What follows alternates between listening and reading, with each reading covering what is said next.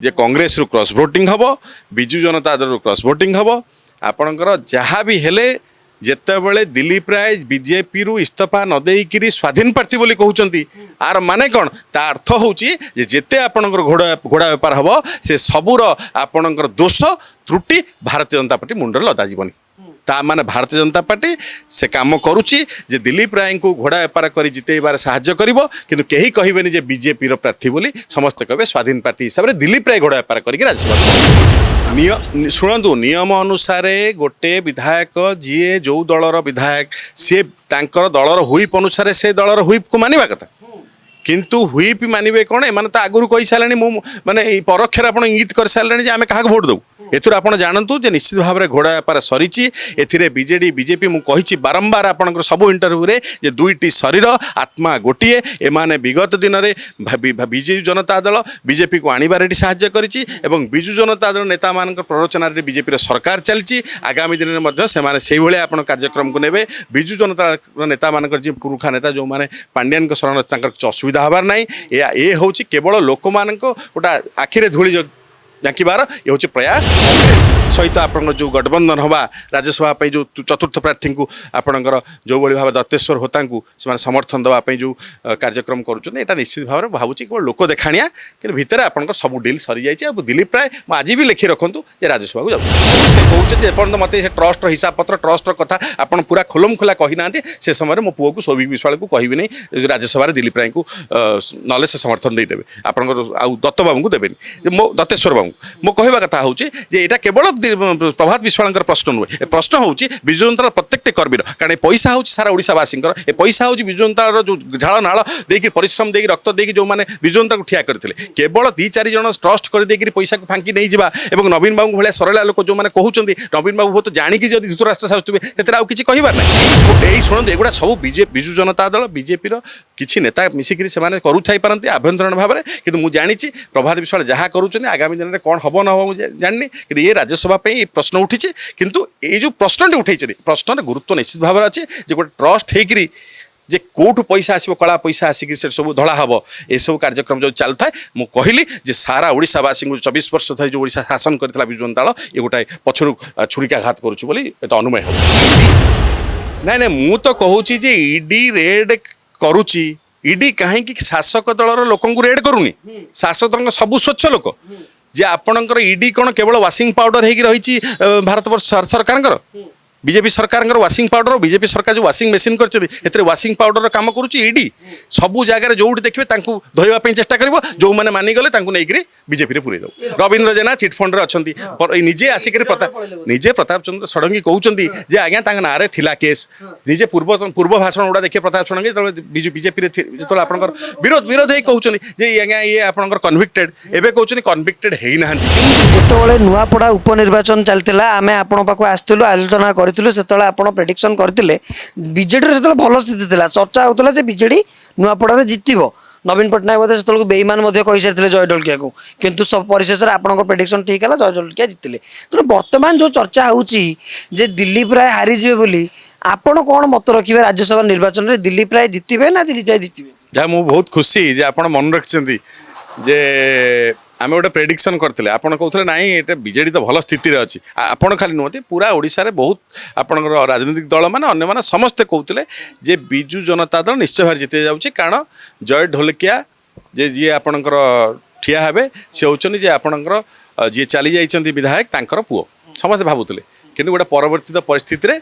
मु आपन कही जे नाई एथरे बीजेडी बीजेपी को साहाय्य करिवो एवं देखिए जय ढोलकिया बीजेपी की जिबे एवं बीजेपी रु प्रतिनिधि हेबे प्रतिनिधि हेकरे से विधानसभा को जिबे एकता सत्य होला एवं आज दिन में आपन कहूची जे आसंता काली निर्वाचन आप निश्चित भाव जानी रखंतु जे दिलीप राय चतुर्थ कैंडिडेट हिसाब रे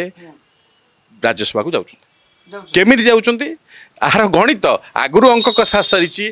नवीन निवास रे एवं अमित शाहर साहाय्य एक निश्चित भाव सत्य लोक को भुआ बोलैया गोटे आपणकर खाली देखा गोटे नाटक तैयारी चलती नवीन निवास अमुक एमएलए को रखा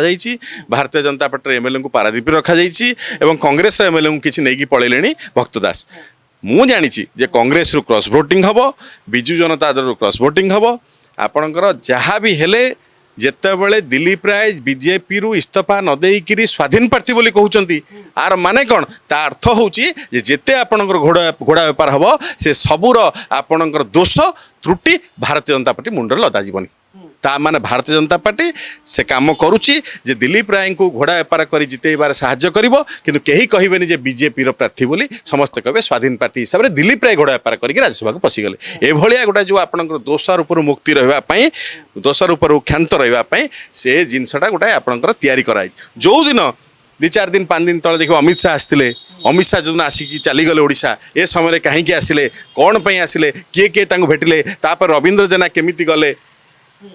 ମାନେ ଏସବୁ ଆପଣ ଯେଉଁ ସବୁ ପ୍ରକାରାନ୍ତରେ ଯାହା ସବୁ ଘଟୁଛି ସୁଭାଷିନୀ ଜେନା ରବୀନ୍ଦ୍ର ଜେନାଙ୍କ ସ୍ତ୍ରୀ କହୁଛନ୍ତି ମୁଁ ମୋର ମନରୁ ଭୋଟ ଦେବି କେତେବେଳେ ଆପଣଙ୍କର ମୋକିମଙ୍କ ଝିଅ କହିଲେଣି ମନରୁ ଭୋଟ ଦେବି ଶୁଣନ୍ତୁ ନିୟମ ଅନୁସାରେ ଗୋଟେ ବିଧାୟକ ଯିଏ ଯେଉଁ ଦଳର ବିଧାୟକ ସିଏ ତାଙ୍କର ଦଳର ହୁଇପ୍ ଅନୁସାରେ ସେ ଦଳର ହୁଇପ୍କୁ ମାନିବା କଥା କିନ୍ତୁ ହୁଇପ୍ ମାନିବେ କ'ଣ ଏମାନେ ତ ଆଗରୁ କହିସାରିଲେଣି ମୁଁ ମାନେ ଏଇ ପରୋକ୍ଷରେ ଆପଣ ଇଙ୍ଗିତ କରିସାରିଲେଣି ଯେ ଆମେ କାହାକୁ ଭୋଟ ଦେବୁ ଏଥିରୁ ଆପଣ ଜାଣନ୍ତୁ ଯେ ନିଶ୍ଚିତ ଭାବରେ ଘୋଡ଼ା ବେପାର ସରିଛି ଏଥିରେ ବିଜେଡି ବିଜେପି ମୁଁ କହିଛି ବାରମ୍ବାର ଆପଣଙ୍କର ସବୁ ଇଣ୍ଟରଭ୍ୟୁରେ ଯେ ଦୁଇଟି ଶରୀର ଆତ୍ମା ଗୋଟିଏ ଏମାନେ ବିଗତ ଦିନରେ ବିଜୁ ଜନତା ଦଳ ବିଜେପିକୁ ଆଣିବାରେ ଏଠି ସାହାଯ୍ୟ କରିଛି ଏବଂ ବିଜୁ ଜନତା ଦଳ ନେତାମାନଙ୍କ ପ୍ରରୋଚନାରେ ବିଜେପିର ସରକାର ଚାଲିଛି ଆଗାମୀ ଦିନରେ ମଧ୍ୟ ସେମାନେ ସେଇଭଳିଆ ଆପଣ କାର୍ଯ୍ୟକ୍ରମକୁ ନେବେ ବିଜୁ ଜନତା ନେତାମାନଙ୍କର ଯିଏ ପୁରୁଖା ନେତା ଯେଉଁମାନେ ପାଣ୍ଡିଆନଙ୍କ ଶରଣ ତାଙ୍କର କିଛି ଅସୁବିଧା ହେବାର ନାହିଁ ଏ ହେଉଛି କେବଳ ଲୋକମାନଙ୍କ ଗୋଟେ ଆଖିରେ ଧୂଳି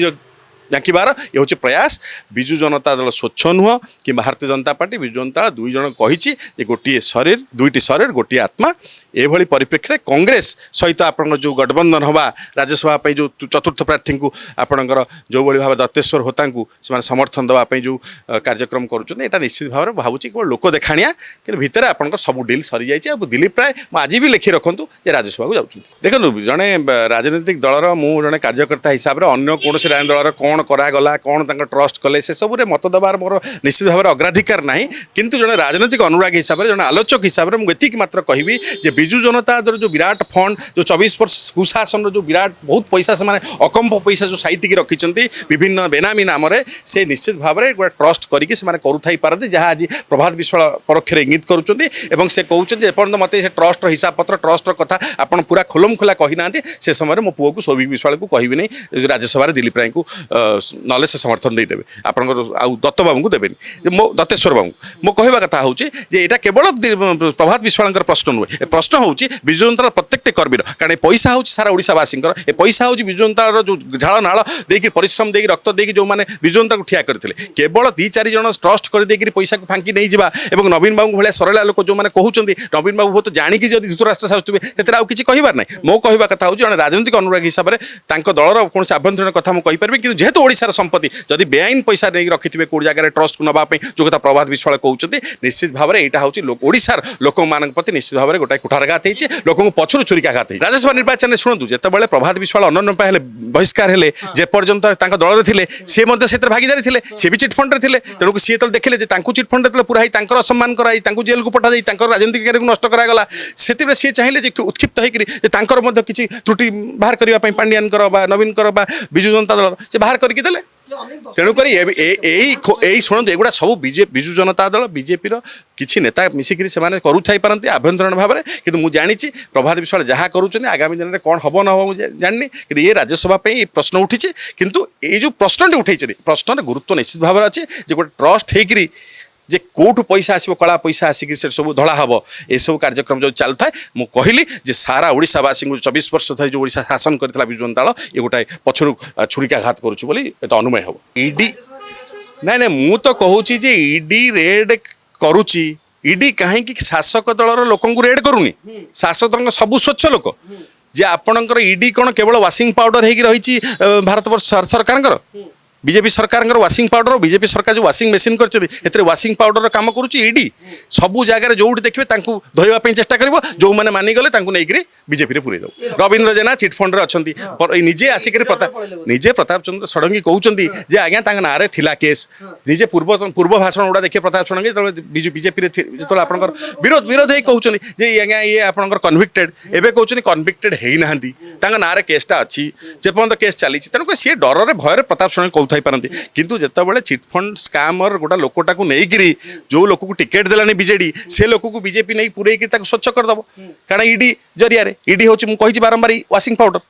ୱାସିଂ ପାଉଡର ନିର୍ମା ନାଁ ଶୁଣିଥିବେ ନିର୍ମା କହି ୱାସିଂ ପାଉଡର ଇଡି କୁହନ୍ତୁ ଏବେ ଆପଣମାନେ ଗୋଟେ ଆପଣ ମିଡ଼ିଆ ଆପଣ ଏଇଟା ଚଲାନ୍ତୁ ୱାସିଂ ପାଉଡର ଇଡି ଆପଣଙ୍କର ତେଣୁ ମୋ କହିବା କଥା ହେଉଛି ନା washing machine BJP washing powder ED ତେଣୁ ମୋ କହିବା କଥା ହେଉଛି ଇଡି କେବଳ ନିର୍ବାଚନ ପୂର୍ବରୁ ଦିଲ୍ଲୀ ନିର୍ବାଚନ ପୂର୍ବରୁ ଏଇ କାମ କରୁଥିଲେ ମହାରାଷ୍ଟ୍ର ନିର୍ବାଚନ ପୂର୍ବରୁ କଲେ ଯେଉଁ ସମୟରେ ଯେଉଁଠି ତାଙ୍କର ନିର୍ବାଚନ ଅଛି ସେମାନେ ଇଡି କେବଳ ଇଡି କି ଗୋଟିଏ ଲୋକ ଜବାବ ଦେଉଛି ସେ ହେଉଛନ୍ତି ମମତା ବାନାର୍ଜୀ ଯେ ପଶ୍ଚିମବଙ୍ଗରେ ତାଙ୍କୁ ପୁରେଇ ଦେଉନାହାନ୍ତି ତାଙ୍କ ହାତରୁ ଫାଇଲ୍ ଛଡ଼ାଇ ଦେଉଛନ୍ତି କାରଣ ସେ କହୁଛନ୍ତି ଯେ ତୁମେ ନିର୍ବାଚନ ସଂକ୍ରାନ୍ତି ଏମିତି ଇଡିର କାଗଜପତ୍ର ଇଡି ମାଡ଼ି ବସିକିରି ଅନ୍ୟ ଲୋକଙ୍କୁ ବାରମ୍ବାର ଆପଣ ଦେଖିବେ ସେ ଚାହୁଁଛନ୍ତି ଯେ ତାଙ୍କ ଦଳକୁ ନେବା ପାଇଁ ସେ କହୁଛନ୍ତି ଅପରାଧ କର ହଜାର ହଜାର କୋଟିର ସ୍କାମ୍ କର ଇଡି ଯାହାକୁ ଆଣି ଲିଷ୍ଟ ଦେଇଦେବ ମୁଁ ଚେଷ୍ଟା କରିବି ତାକୁ ଆପଣଙ୍କୁ ମୋ ଦଳରେ ପୁରେଇବା ପାଇଁ ବିଜେପିରେ ଇଡି କହୁଛି ବିଜେପି ରାସ୍ତା ଦେଖାଇବା ପାଇଁ ଆପଣ ଦେଖିଛନ୍ତି ଆରୋ ମାର୍କ ଗୋଟେ ଲେଖା ହେଇଥାଏ way to this hotel way to lounge